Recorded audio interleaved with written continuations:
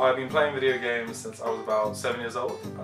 The first game console I got was an old Game Boy, not even a Game Boy Color, the one before that. And that was given to me by my mum's friend.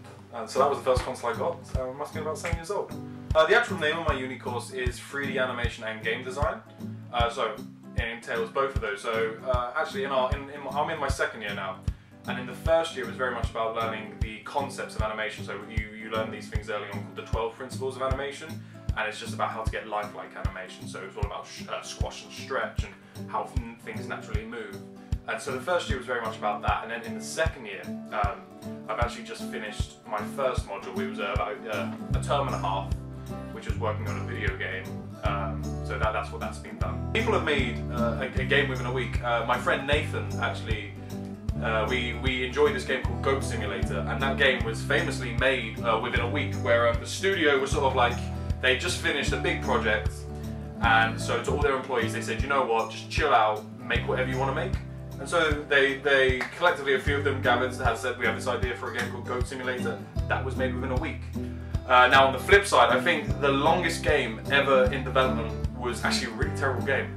It was the Duke Nukem game that came out on last gen on 360 and PS3. That game was in development for 13 years and it was still crap. But if we're talking like average time span, again, like Call of Duty, Assassin's Creed, all that, they all come out every year. They tend to have 2-3 studios working on them. So they can come out like they have 2-3 years developments.